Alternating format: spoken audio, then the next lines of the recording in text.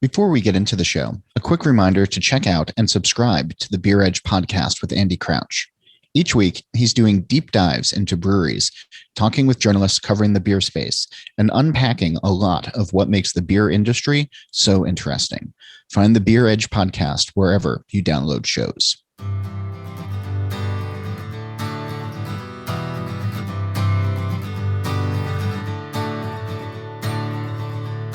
Welcome to Drink Beer, Think Beer, the podcast that gets to the bottom of every pint. I'm John Hall. Phil Wymore is here this week. He's the co-founder of Perennial Artisan Ales, and he's also the founder of Passenger Foods. And we're talking about entrepreneurship, imperial stouts, condiments, and legacy. But first, a reminder to check out beeredge.com, to subscribe to the newsletter, to check out the Defend Pilsner merchandise, and to listen to the podcast hosted by Andy Crouch. This episode is also brought to you by NZ Hops. In a little country far down in the Pacific, you'll find a cooperative of master growers whose legend and cultivars have been crafted for over 150 years with creativity and passion to produce some of the world's finest hops. Years of partnership with a dedicated hop breeding program and farming knowledge hand down through the generations sees the current day master growers proudly providing 18 unique New Zealand hop varieties to the world. Visit nzhops.co.nz or find them on Instagram, Facebook, or LinkedIn at NZHops Ltd to learn more. And we're also brought to you by Briess, the leading supplier of specialty malt to craft brewers. They offer the broadest product line in the industry, including a wide range of roasted malts that add flavor, color, and character to beer. Their experienced operators handcraft every batch of roasted malt to ensure the product you get is consistent. Check out brewingwithbriess.com for beer recipes using roasted malt. So back in my traveling days, I was always happy to run into Phil Wymore. I've always found the co-founder of Perennial Artisan Ales to be affable, interesting, and tuned into flavor. And since Perennial was founded, it's grown in size and prestige, turning out a variety of beers, notably imperial stouts. But also, there's some crisp pilsners on offer. And seeing their familiar tree leaf logo is a sign that a good pint is not too far away. For Wymore, the desire to own a business and to create and sell something that housed his creativity has been with him since a very young age. And you're going to hear about that in a moment. Having a business means moving forward and trying to make a good life, but also trying to scratch the itch of innovation and appeasing that inner voice that is always pushing for more. So while many folks sat around binging Netflix during the pandemic, Wymore went back to his roots in the kitchen. He started messing around, and he recently launched a new business called Passenger Foods. And when he promoted it on his Facebook page a few weeks ago, I plunked down a few bucks. I got 2 jars and I gave it a go. And I have been mildly obsessed with these chili crisps and have already placed a second order. A benefit of having a show like this is being able to call people and to ask them about their passions and their processes. Last week, while scooping crisp onto my eggs, I knew I needed to call Phil. So here he is from Missouri. And I started off by asking him about his first steps to owning his own business. Here's our conversation. Do you remember your earliest instance, or at least an early instance, of when you wanted to create something and then share it with other people? That's a good question. I would say that was probably something that came a little bit later.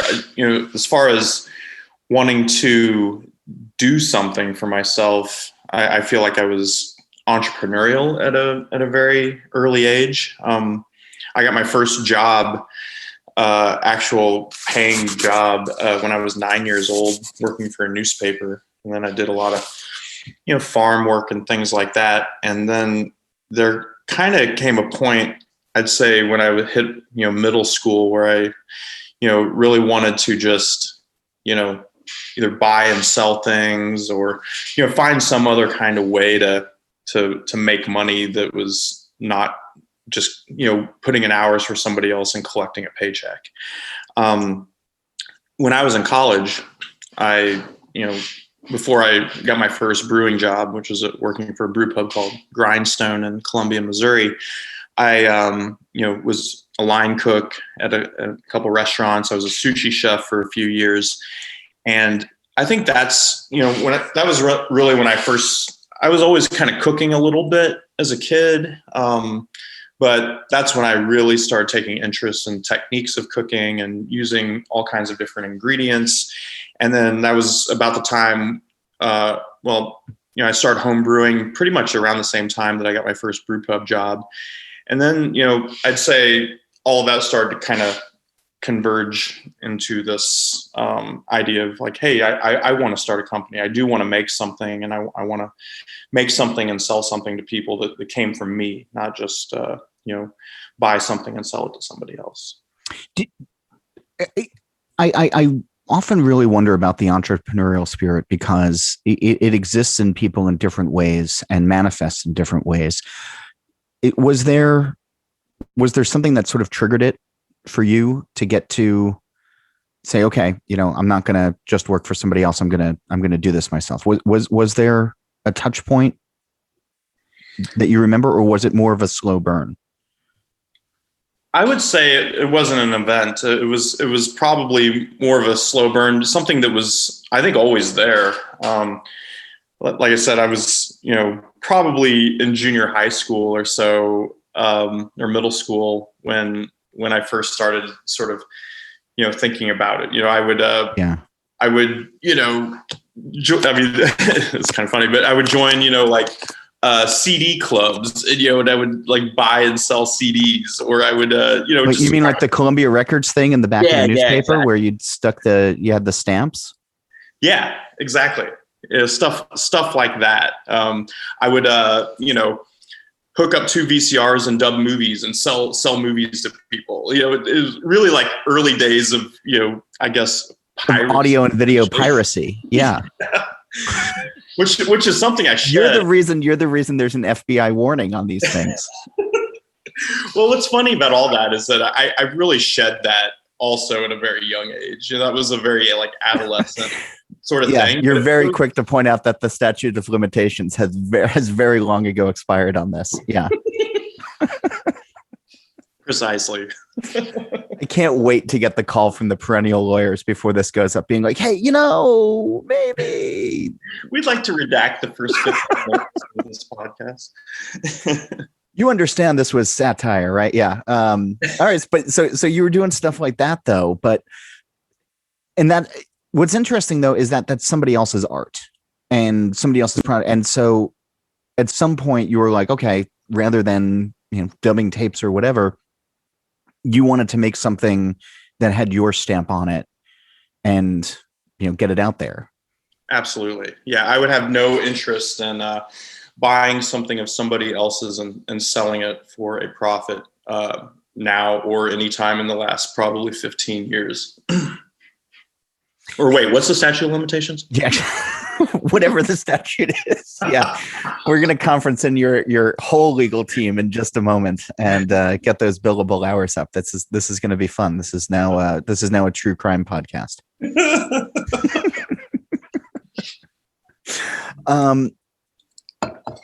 But when you were, so you went from doing that, but then you're in restaurants and you're working as a line cook, you're working as a sous chef. A lot of times, people then go into the restaurant industry.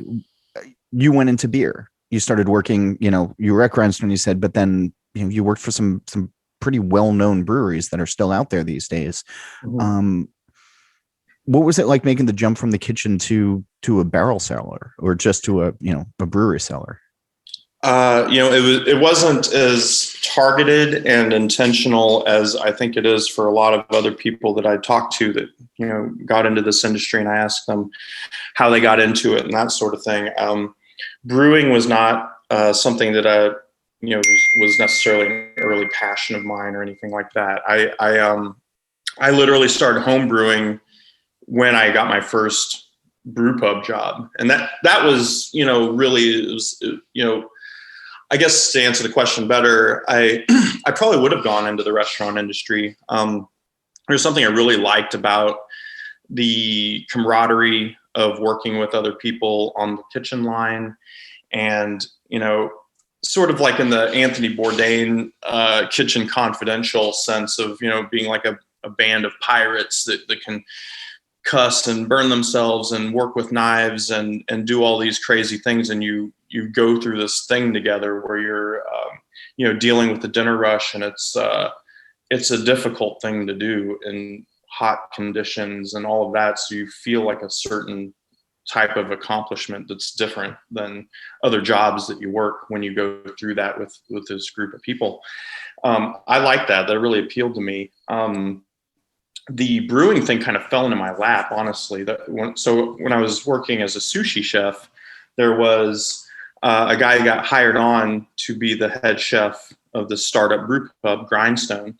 And he would come sit at the sushi counter, and we became friends. And he was telling me, "Hey, I've got this gig at this brew pub coming up," and I had never been to a brew pub at this time. I was 20 years old, and he was like, "I would love for you to come work for me."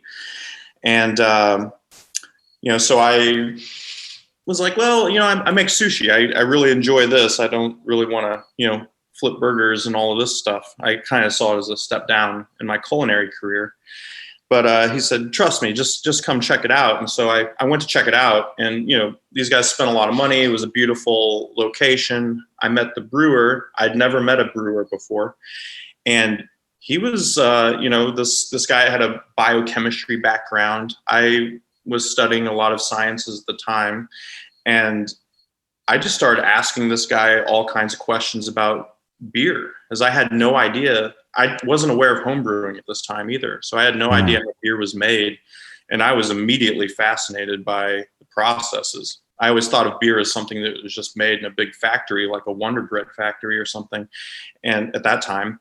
And so it was really cool to just get this perspective from this guy. And I honestly think I got the job because I annoyed the crap out of him, and he said it would be easier to show you than to explain everything to you. And voila, I ended up being his assistant. And at that point, there was no turning back. I was like, oh, I don't have to deal with a dinner rush. I can just make things on my own schedule. And, and then people have this sort of different reverence for beer than, the chicken wings that you put in the window or whatever. And that was also an allure to me too. The social aspects of beer and the creative processes behind it.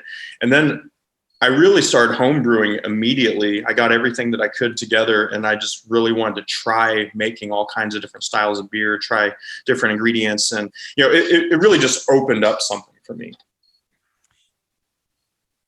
Do you still keep in touch with that brewer?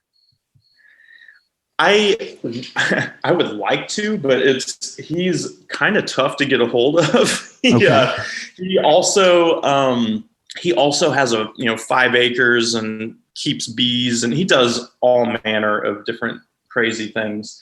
Lives out on this farm, somewhere outside of Colombia. Really interesting guy, but yeah, I think he was soured by his whole experience. The brew pub that we worked for was only open for maybe like 6 or 8 months. And then it was a bad business partnership, and they ended up closing down. What was cool though, is we made really great beer. I benefited greatly because I learned so much, and I took that experience. And like you were mentioning, some of the other breweries that I had the pleasure of working for, I took those skills. I moved to Chicago and, got a job at Goose Island pretty much right away. And then after Goose, you were at Half Acre. Correct. Yeah. And then I was their head brewer for their first year. Yeah. And then obviously back down to Missouri and opening up Perennial. Mm-hmm. 6 months in a place, though. I mean, there's something that's pretty exciting about being part of a venture at its very beginning. Yeah. And, and then same thing with Half Acre as well. I mean, Goose was pretty well established by the time you got there, and, I'm sure growing in its own ways, but is there a thrill of, and this sort of, will lead us into to this new project that you have, but is there a thrill being at the very beginning of something and then being there, when you're essentially hitting the bow of the ship with a champagne bottle? Yeah, I would say the beginning might be the most thrilling part. Just to back up a little bit, when I worked at this brew pub, things are starting to get kind of weird at the place in terms of like the business model. The brewer as a business partner, and then the real estate / restaurant tour owner partner, they were really at odds with the vision of the brew pub. And I ended up actually, this is kind of the entrepreneurial thing, but he knew I used to be a sushi chef, and he approached me about starting a sushi delivery business out the back of this brew pub, which I jumped on that opportunity wholeheartedly. I wrote up, all the plans for it. I sourced everything. I dove into a ton of books, and working for a sushi restaurant and starting one are a whole different thing. And Colombia didn't have any sushi delivery, and sushi delivery sounded at the time probably didn't sound like a good idea, but I was like, we're going to figure this out. We're going to put everything on ice. We're going to, run everything into a radius that's just a few miles, whatever. And it was awesome. And that might've been my first real sort of, dry run at starting a business, was just doing it for this other guy because I had no risk in it, but I got to go through all of the motions of doing a business startup without having to raise any money. And did it actually launch? Yeah. We ran it for a few months until the whole place closed down, which effectively killed the sushi delivery business as well as the brew pub. But when you're thinking about, so when you finally had the chance to go and open up your own place with Perennial, there are so many lessons, I guess, that you must have learned along the way from, all of the various jobs that you had, but also being there at the beginning of things. And are there, when you look back on it now, are there things that you might have done had you not had the experience that warned you not to? Like lessons that I've learned things that I would do differently in hindsight? No, not necessarily differently in hindsight, but like, the brewing community talks about so much, there's a lot of people who can give you advice on how to open up and how to get to, where you want to be. But until you've actually done it, you're not going to learn, what you don't know until it's too late kind of thing, or until you're in the thick of it kind of thing. Yeah. So were you getting advice, or were there things that, maybe you think you would have done differently had you not seen both the launch of a successful business, which with Half Acre, I guess that it's fair to say that that's been a successful business, and then with Grindstone, where 6 months in, probably not super successful. Was there something that, I don't know, you think like your instinct would have led you down a path to, had you not had those experiences? I know it's sort of a pretzel logic question. Yeah, I guess I'll kind of explain it in my own way, but I feel like, so I spent half of my 3 years at Goose Island writing a business plan for Perennial, essentially. And, knowing that I was going to move to St. Louis and do this thing remotely was, a challenge. So it was very much a sort of like this abstract, process, abstract problem to solve sort of thing. What was great about working at Half Acre when I moved over there was that I went from a brewery that was producing nearly 100,000 barrels of beer a year down to a relatively fresh startup that was on pace to do, a few thousand barrels. And that was, a vision that made a lot of sense.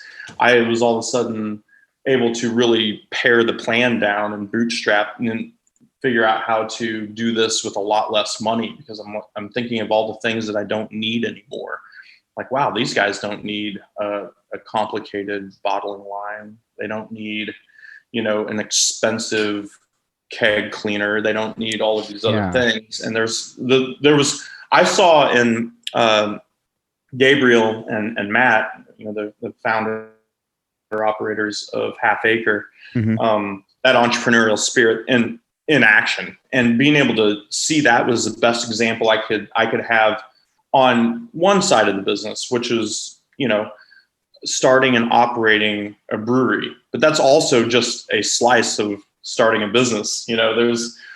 There's a whole other, world of, I have to have insurance. I have to either buy a building or have a lease, and there's negotiations in that. There's there's a lot of other tangential business functions that I had no idea what I was doing. So in that sense, I was pretty fortunate to to have the partners that I did too. Emily and Russ Bryant. Those guys, we all sort of brought these different skills to the table. And the idea was, I would focus mostly on, the brewery itself, the build out of the brewery, and, how it functions, how it flows, product development, and those sorts of things, and not so much the business function. But now what I'm finding, and I know I'm getting off track, and I don't even know if I answered the question. That's all right.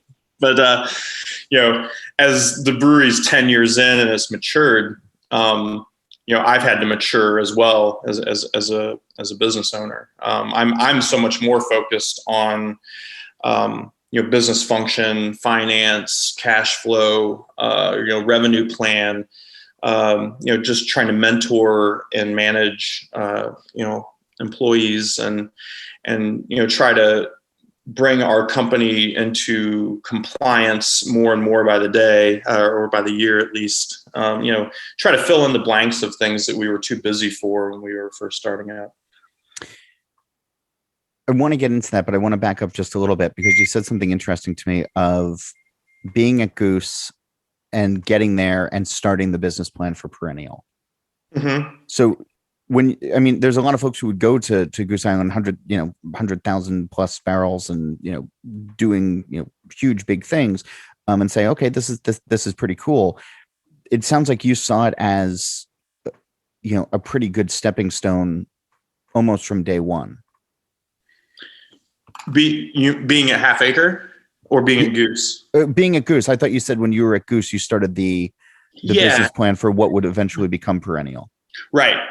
And, so I was at Goose Island at a really interesting time too. So this was the, pre acquisition by AB. And so, I was there at a kind of a transitional time. So many great brewers had been through the system. Matt Brennelson was one of the originals there. There's just been more than I could even try to name. But no, this is a good opportunity to remind people that they should go read Josh Noel's book, Bourbon County Stout and Selling Out, because it really does tell such cool stories of you and all of the other brewers who have been through there, in addition to the sale and everything else.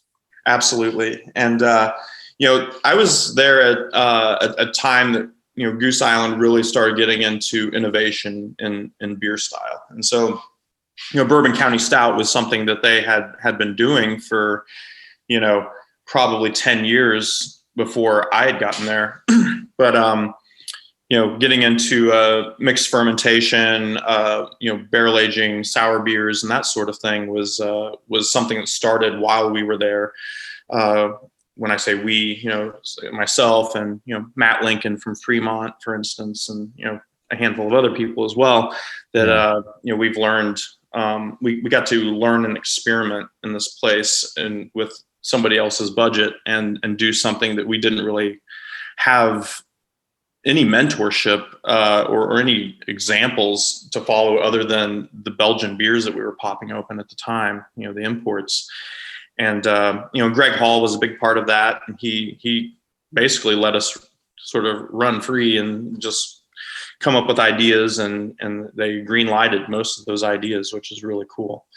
And I think that spirit, that spirit of innovation was kind of what was the light bulb for me. I was like, hey, it'd be really cool. It'd be just to start a brewery that does all the specialty stuff that we're working on and not worry about the, the flagship brands that you need to maintain shelf space and tap handles at the bars and all these other things. Just focus on these cool projects that we're able to do. And that was really the genesis of that. That was where the light bulb went on for me that, I want to start a brewery that just does that. Now, of course, we don't just do that at Perennial now, but that was the spirit in which we had started. Yeah.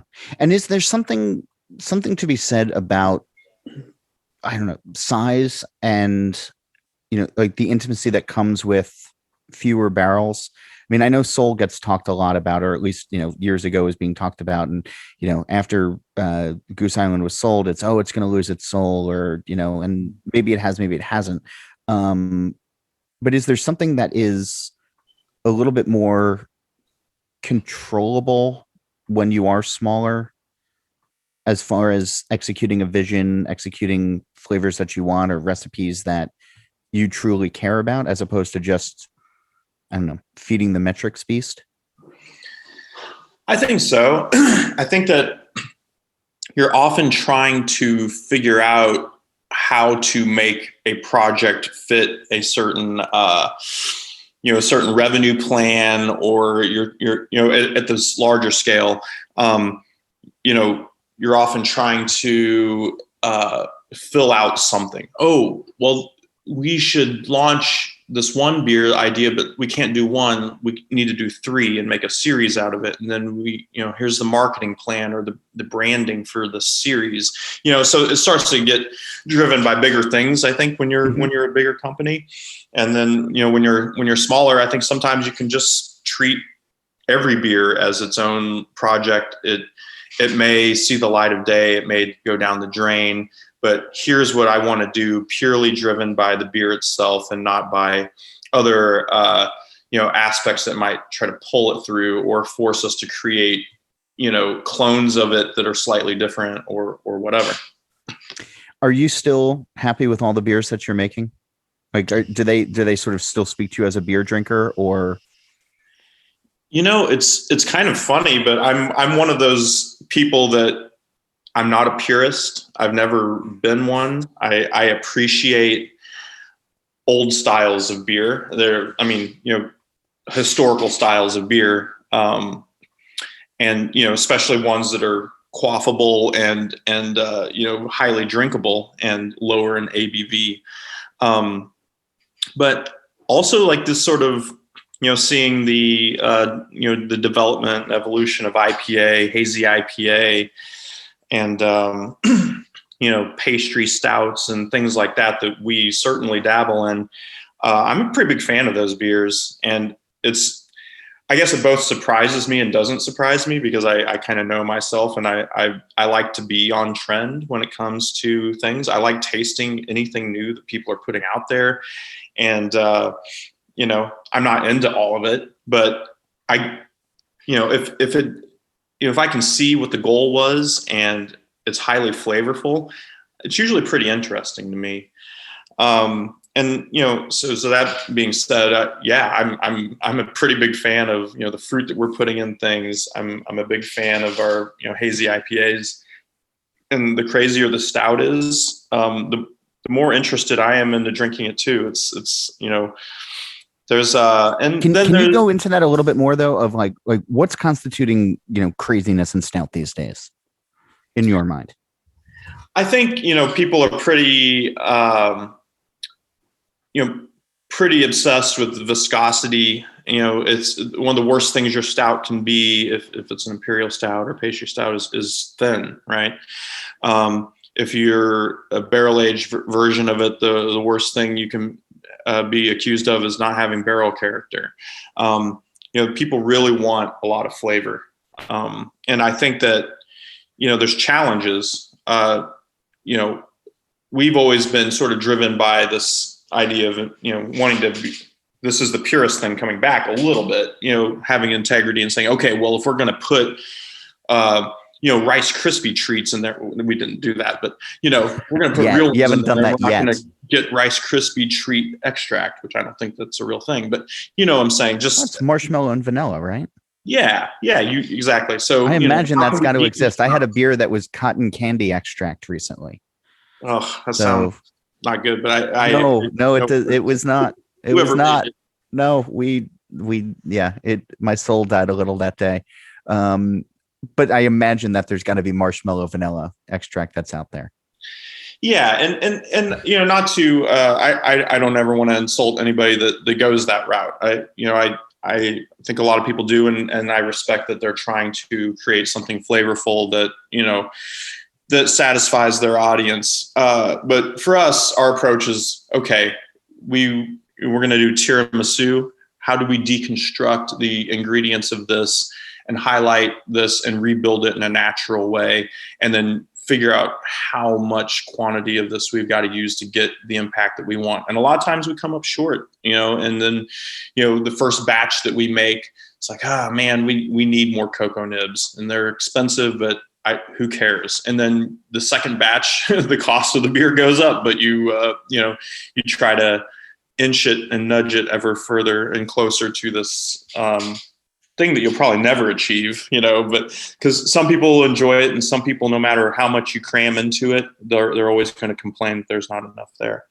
But we do try to do that as naturally as possible. I'm going to have more with Phil in just a moment, but first, a word from the folks who help keep the mics hot over here, including NZ Hops, a cooperative of master growers whose legend and cultivars have been crafted for over 150 years to produce some of the world's finest hops. NZ Hops are like no others, unique in their flavors and aromas. Visit nzhops.co.nz to explore more. And Briess is proud to control their malt, starting in the field until it arrives at your brewery. They have long-term relationships with several hundred growers in the Bighorn Basin of Wyoming and Montana, where warm days, cool nights, and floodwater irrigation yield some of the highest quality barley in the U.S. And now, back to Phil Wymore of Passenger Foods and Perennial Artisan Ales. When I was thinking about speaking with you today, I was thinking about some of the very early beers that I had from you all, which were your big imperial stouts that I think have become, part of the general consciousness for even the younger drinkers today who are sort of chasing the rarest of the barrel aged stouts and stuff. But it's like Abraxas comes to mind, and 17 comes to mind as two beers that I don't know, were they early adopters as well of the trend that we're in right now? Do you think? Were you ahead of the curve? I mean, I think that the spirit of it was ahead of the curve a bit. 17 was a beer that I was essentially working on while I was at Goose Island. I had an emptied out Bourbon County stout barrel that I refilled with their oatmeal stout. So I was going lower ABV, and I was steeping it with dried peppermint leaves. And I didn't quite get it where I wanted to, but that was an idea that just always stuck in the back of my mind as something that, I'll come back to this. And, and so, of course, 17 is a imperial stout. So it's, much beefier and much more body and, pretty high dosing rates. But it's still, there's no peppermint oil or anything. It's still dried peppermint going into something like that. And, it's, and then Abraxas, I mean, not to say it's like a copycat type of beer, but I mean, there's, at the time there were a handful of other people doing sort of this Mexican chocolate profile, and there's even more of them now. And I think that's great. It's hard to be original. You just want to, throw your hat in the ring sometimes and say, well, try ours, When you, it just sort of, when you say copycat, like I know what you're saying, and you eventually sort of put your own twists on it, but you were at other places and then you started your own, and then you obviously put the stamp on yourself. And you mentioned camaraderie early on and sort of building up a good, just a good company culture, or at least working towards one. And people have come and worked for you, and then they've left and they've started their own brewery, and then they've, obviously taken what they've learned and they're putting their own twists on it. How do you reconcile that in your mind? Was it, okay, I did this in the past, like I expect people to do this going forward? Do you have conversations with folks now of like, because you are now like a link in somebody else's chain, much like I think about that Josh book quite a bit about, all of these breweries that Goose Island essentially helps, spawn off. Mm-hmm. Do you think about that and how you want to, be a part of somebody else's story or legacy, or your own legacy, when people come and work for you and then go someplace else and take what they learned but put their own spin on it, and it becomes eventually theirs.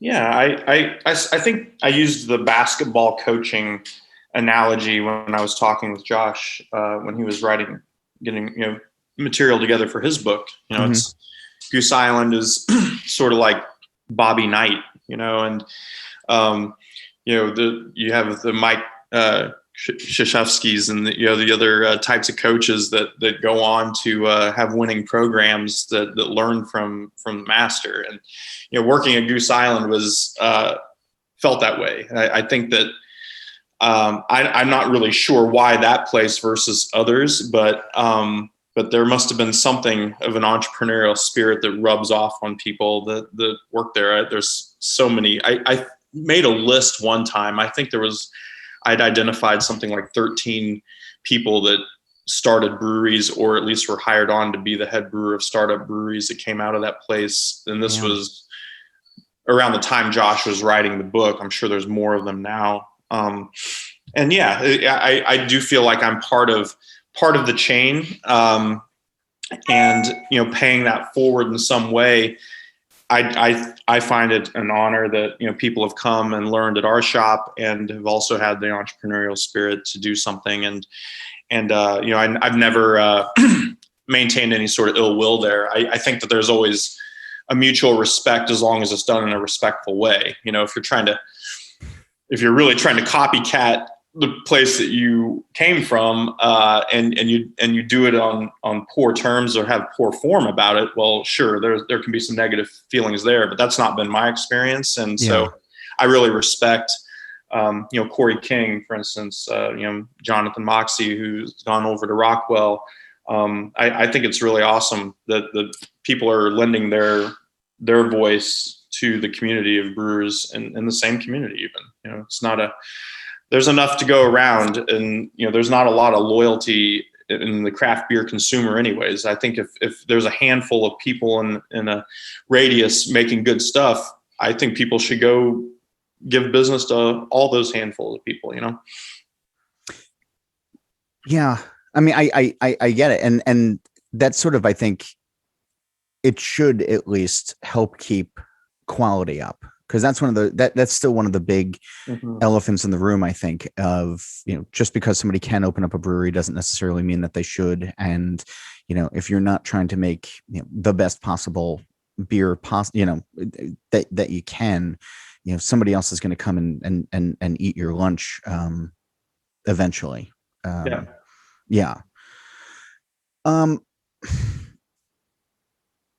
In the early part of this, we were talking about, you were excited about diving in when you were launching your to-go sushi business, and your early days of putting a business plan together, and the beers that you wanted to make at Perennial when you first started. And then you started talking about how these days you're doing finance, and you're working on managing and mentoring, and you're doing sort of all of the nuts and bolts type stuff when it comes to the brewery. I imagine that's got to be fun and rewarding in its own way, and it's also got to be frustrating and soul crushing in other ways. Did what you're doing with Perennial right now help lead to launch Passenger Foods? Yeah, absolutely. I wouldn't call the anything soul crushing, but there is I'm terrible with math, so if somebody said to me, here's a spreadsheet and you need to make this work, like I would die a little inside. That's fair. I think as I've matured and our business has matured, I've come to appreciate aspects that I wasn't as heavy-handed in the early days when I was so focused on production and product development and mentoring brewers and that sort of thing. I've come to appreciate a business as a business, and it's now on. I feel like very responsible for trying to, bring Perennial into a stronger position every year as we go along as a business, and that motivates me a lot.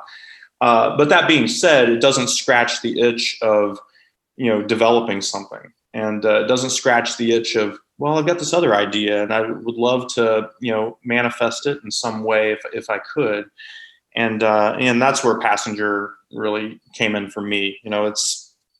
There's, blessings and curses of, pandemic life for businesses and for individuals, in those businesses. And, one of the blessings was having more time at home, with my family, more time at home here at Perennial and not traveling all the time, going to beer festivals and, doing, sales calls in different markets far away and things like that, which all do disconnect you, somewhat from, I'm kind of a homebody at heart. But I like to stay very active. And so, I cook, for my family, almost every day. My passion for food has never gone away. The idea of getting into sort of like a food product versus beer was a little bit daunting, but the idea of it was exciting as well. And so, I found myself having, at home, having a little bit more time, being in the kitchen every day again. And, running, business parts of Perennial, and then just having some time to think about some other things too. And so, I started trying out, other, types of products in this category, which has kind of taken off lately. I'm just let's back up just a little bit, okay, because like, what is the category? Well, broadly, it's condiments, right? Okay. And I've sort of been obsessed with spicy things, hot sauces, trying to make hot sauces and things like that. More specifically, I'd say the category is, I guess I would call the category chili crisp at this point, or some sort of like Asian spicy condiment, but it's different. It's because it's not a hot sauce, and right. It's not necessarily a dip, although I've used it as such since I had it in the house and standing there with just potato chips, just taking big scoopfuls. But it's kind of like a spread, but it's not really a spread. Like it is sort of one of these fun, not definable or not easily definable things. Yeah, absolutely. And first off, thank you for buying some. I thought that was really cool, and I was also really honored that you liked it so much. But I don't think my endorsement goes as far as you think it does, but that's very nice of you, and it's delicious, and I'm reordering more because like it's really good. We've had people over a few times. I was grilling pizza in the backyard 2 weeks ago, and I had it out. And one of our neighbors just went nuts for it and says she was going to order, but I don't know if she did yet. So I'll have to get on her. But I think it's one of these things that once you have it, you get into it. But and I want to keep going on this thread. But when I've talked to brewers and brewery owners in the past who have started new ventures or side businesses or whatever, it has by and large been in the beverage space. It's been coffee or kombucha or seltzers, or just, but different companies, not necessarily just a line extension. Right. And I know that you're a guy who appreciates good cocktails, and whiskey and things like that. So was there a time that you thought, okay, maybe I'll do a business in a space I'm already familiar in, or was going into a food product part of the excitement, part of the challenge? I thought about other beverage categories. As you mentioned, I'm really into cocktails and I love whiskey. I've always been scared of making whiskey because I'm just afraid that, I don't know enough about it to make it as good as the ones that I like. And I know that there's a spectrum of whiskey out there, just like there's a spectrum of beer in terms of quality. And if you're not, on the right end of that spectrum, what's the point for me? And so, I didn't want to be disappointed at making a whiskey that wasn't great. So I just kind of crossed that one off in my mind really early on. I was like, I'm just going to keep enjoying other people that make really good whiskey, bourbon, rye, whatever. The cocktail thing, I definitely thought about that a little bit. And the seltzer thing was something I thought about a little bit, but honestly, as I was scared of seltzer when I first saw it hit, because I remember trying it and I was like, oh, this has a lot of flavor. It's low calorie. It's, it checks a lot of boxes. And I was like, this is potentially going to hurt beer. And I think a lot of brewers thought that, and some hedged their bets and got into it and that sort of thing too. I had kind of had this epiphany one day. I drank like 2 or 3 seltzers. It was a hot day. And I had the worst sort of acid reflux. And I was like, man, and I'm looking and there's citric acid and all the carbonic acid carbonation and everything. And I was, it kind of made me happy. I was like, okay, good. Beer is gentler on the system, I'm pretty sure, than I don't have any scientific evidence, just my own, physiological reaction. But it made me feel a little bit better about beer. And it also was a turnoff. I was like, you know what? I don't want to make this stuff. Somebody else can make that stuff. That's fine. But anyway, nothing else in the beverage category appealed to me enough as something that I should get into personally. And, so I started thinking about the food thing. And it wasn't one of those things where I was like, I've got to figure out a food business to get into. It was really driven by this sort of experience of how I experienced chili crisp. And so if I can wax on that for a minute. Yeah, please. So, my first experience with it was probably just a few years ago, maybe like 3 or 4 years ago. And the most known version of that is Lao Gan Ma, which has been around for maybe 25 years or so, Chinese chili crisp. And someone had introduced it to me and said, this stuff is so great. Just put a scoop of it on your rice and, just mix it in. And, it's crunchy. It had this really addictive sort of characteristic because it was not real spicy, but just enough to where it kind of, if you like spice, it makes you want more, and just so much umami. And I like chili oil, and I've been making my own chili oil for a while anyways, just because I cook so much at home and found recipes that call for making your own chili oil. And so I was always doing that. And, this is just kind of taking chili oil a step further. Can we mix some crunchy things into it and make it, give it texture and add some other things that make it more flavorful, make it a little salty, make it a little sweet, make it hang on your palate longer and enhance foods. And, so that was kind of always in the back of my mind a little bit as something. And I was making fermented hot sauces and all of this stuff. And I was like, well, those things are really hard to scale. There's a lot of work for a little quantity at the other end of it. And so that was a cross off in my mind as well. But anyway, I started seeing these chili crisps kind of popping up, Momofuku and, a handful of other companies. And, so I started ordering all of them, just I wanted to try them. Mm-hmm. And then as I was doing that, there was a couple that I liked. And what I found was there was a lot of them I didn't like. I had a lot of critique about some of them. Well, if I did it, I'd do it this way. And when you start saying, well, if I did it, I'd do it this way, it just kind of goes further. I'm like, all right, well, I'm going to try to make some.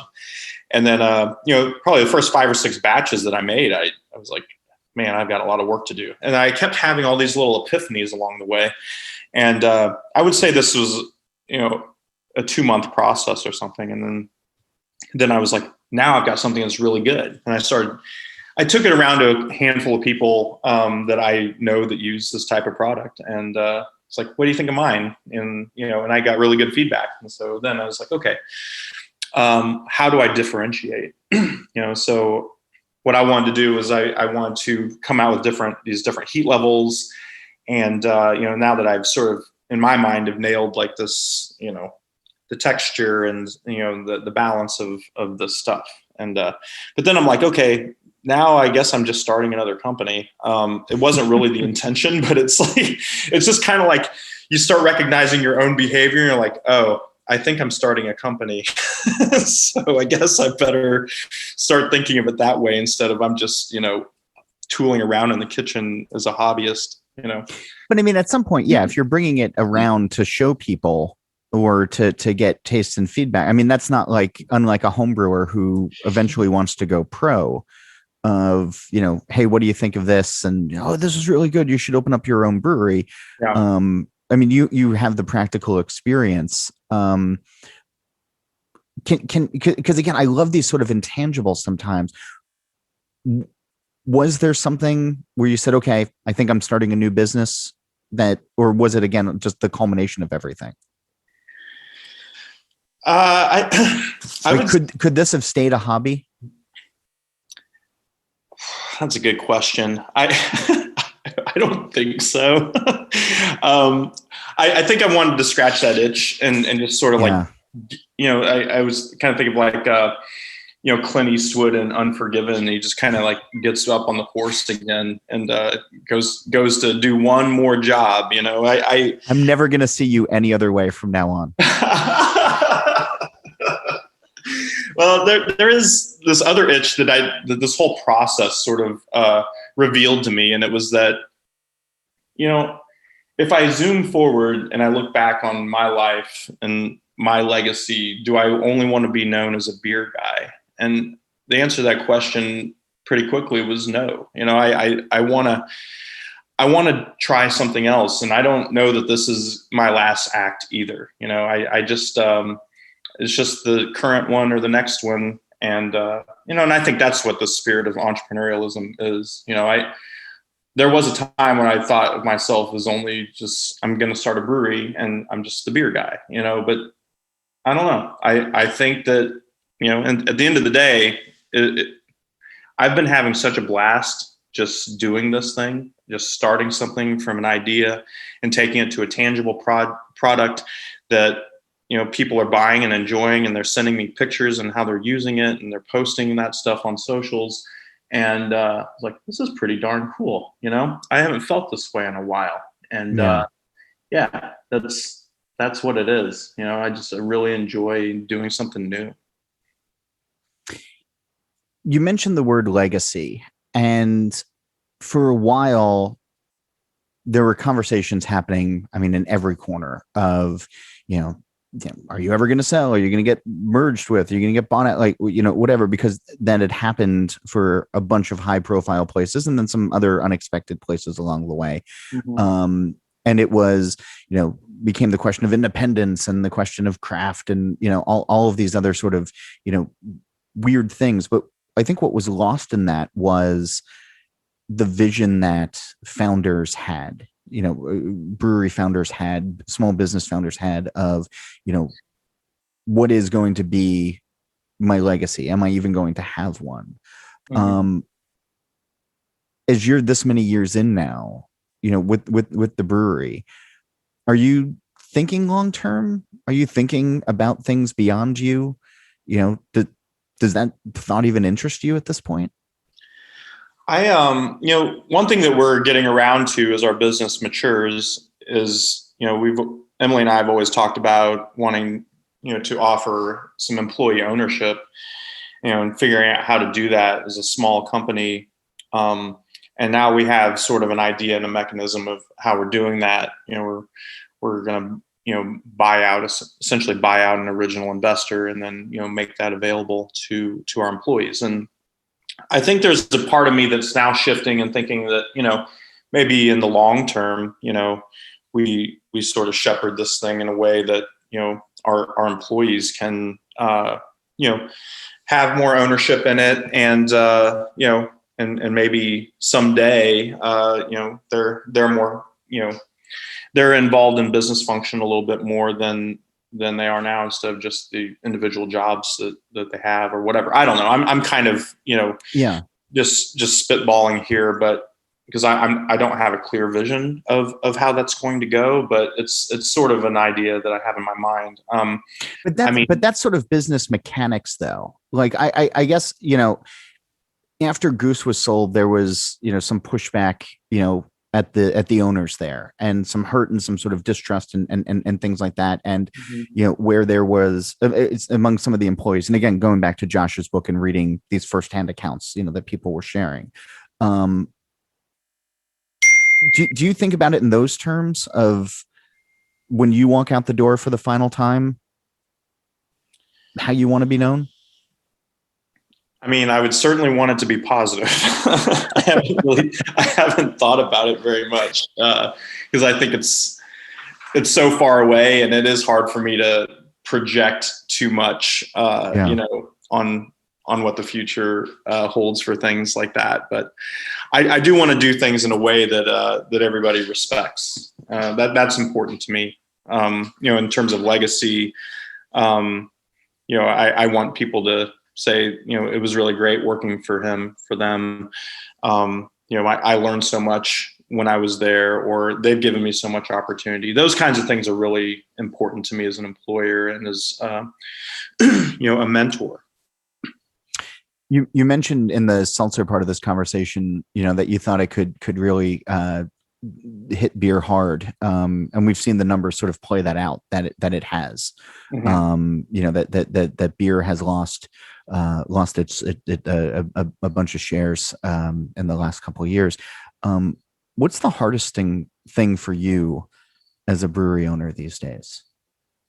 What's the biggest challenge? I think, I guess if you're in TV, you say it's eyeballs, I just keeping people in our tap room as much as possible. And AB, just so we're clear, the eyeball equivalent is Anheuser-Busch uses share of throat. Oh God. What isn't that just ghoulish? It's disgusting. Yeah, it really is. Yeah. I was at a meeting at AB, years ago doing an interview, and somebody, mentioned the share of throat. And I was so gobsmacked by it that I was like, that's awful. And you guys should feel ashamed for that. It's jarring. And then I also walked outside afterwards from their Manhattan headquarters being like, well, this is a multi-billion-dollar industry, and I'm a journalist who knows nothing about finance. So yeah. Good on you guys. But yeah. What a jarring term. Share of throat. Oh my goodness. Well, yeah. Now that I've totally train wrecked this, a little more sugar coated than that. Uh-huh. Something that highlights experience and these kinds of things. So, yeah. Speaking of which, we have done some. I would say this very idea has driven us. So let's talk about the pandemic for. I'm going to be brief in all this. I know we're coming up on an hour here, but our business went through a lot of the same iterations that I think so many of us did as we went and tried to navigate all the different changes and all of this. And so, in March 2020, midway through, we, did the little panic post, and rightfully so at the time, and said, we're closing down our retail. Mm-hmm. And then, a couple of weeks later, it's like, we opened up for curbside to go only. And, we did that thing for a little bit. And then we said, okay, now we're going to just be outdoors only. And that phase lasted way longer for us than we could have anticipated, and longer than it did for a lot of people. It was about 15 months. And the reason why it was so long is because partway through that, as we're starting to get a scope of our financial situation in the wake of this pandemic, we said, hey, I think, we need to reopen indoors, but if we're going to do it, we need to freshen up the place. I mean, this looks like a college dorm now that we've had people outside for long, And so, so we poured some money into renovating, and we, modernized our look and expanded our seating. And we also did a lot of outdoor improvements as well. We, put in some AstroTurf for some outdoor games, and built some pavilions and pergolas, and redid our patio. And so, and all of this drug out, as it always does, longer than you anticipate. And so, our poor customers are outside in the heat, as this thing just went deep in summer. So we reopened indoors, I'd say about 6 weeks ago, and that's been really great, just having everybody back in. And but that's I'd say that's the tough part, is putting out the fires and trying to adapt to the situations all the time. But that's business. That's what you sign up for when you go into business. Like all the motivational things, like wanting to get up on the horse and go out for another adventure and those kinds of things. That feeling is why I do it.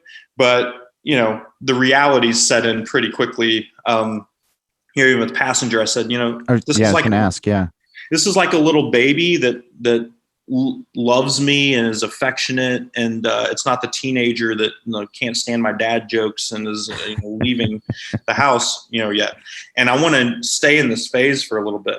And then, here I am, 6 months in or whatever, and I'm already trying to figure out, like, okay, well, I guess I need to get a co-packer and I need to get distribution and all these other things. And, now the fun's all going away. So, well, not really.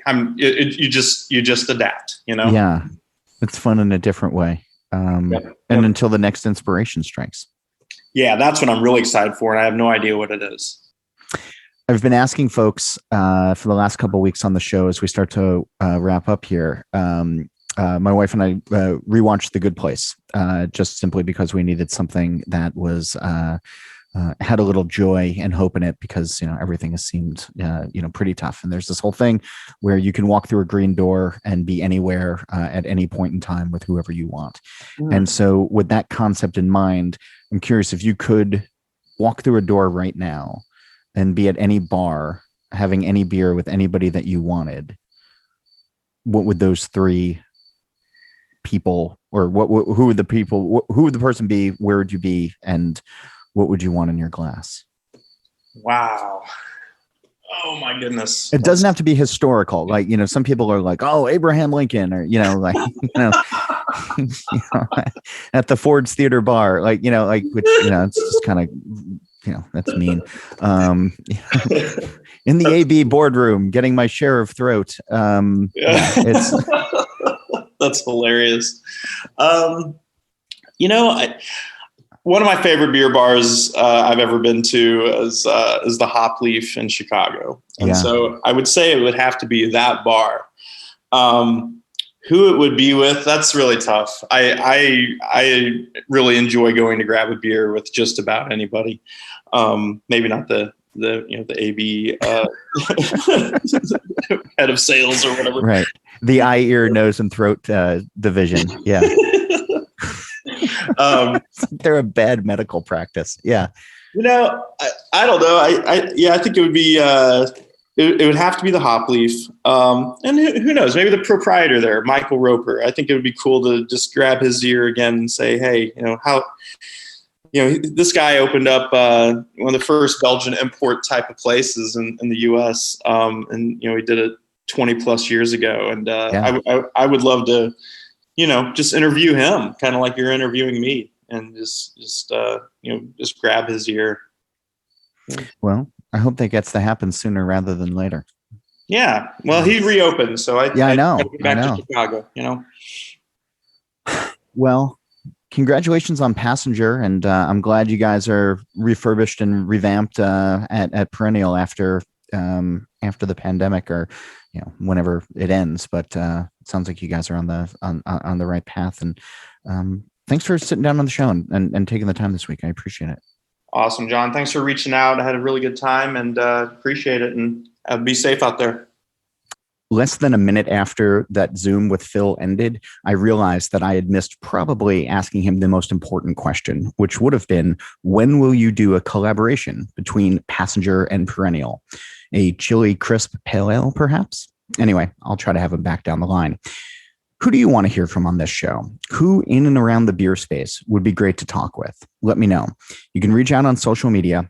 Beer Edge is on all of them, at The Beer Edge. And you can always reach out to me directly on email. It's John Hall, JOHNHOLL, at beeredge.com, or on Twitter at John_Hall. And if you love smoked beers, and of course you do, a reminder to check out the This Week in Rauk Beer group on Facebook, or you can go along with us on Twitter and Instagram at TW Rauk Beer. And if you're interested in advertising, please reach out to Liz Melby. She's at liz@beeredge.com, and she'll let you know all the information that you need to know, including our surprisingly affordable rates. And speaking of that, this episode was made possible by the support of Briess, which has been malting barley for 145 years. And the fifth generation of family ownership is currently leading the company. But the values have always remained the same, producing the highest quality, most consistent malt, and working directly with their customers to help them succeed. From pilsners to porters and everything in between, Briess offers the finest handcrafted malts, extracts, and adjuncts to help you brew the perfect beer. And we're also brought to you by NZ Hops.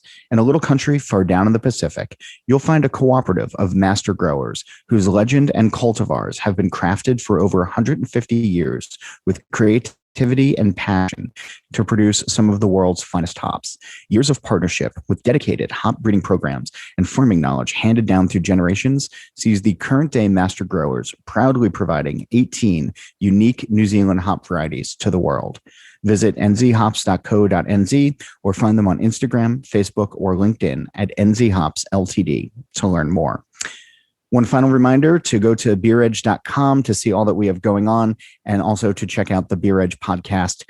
Steal This Beer has new episodes every Monday, and the BYO Nano podcast drops on the 15th of every month. And as for this show, Nate Schweber, he does the music, and Jeff Quinn designed our logo.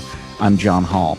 New episodes of this program release every Wednesday, and that's when I'm going to be back again to drink beer and to think beer.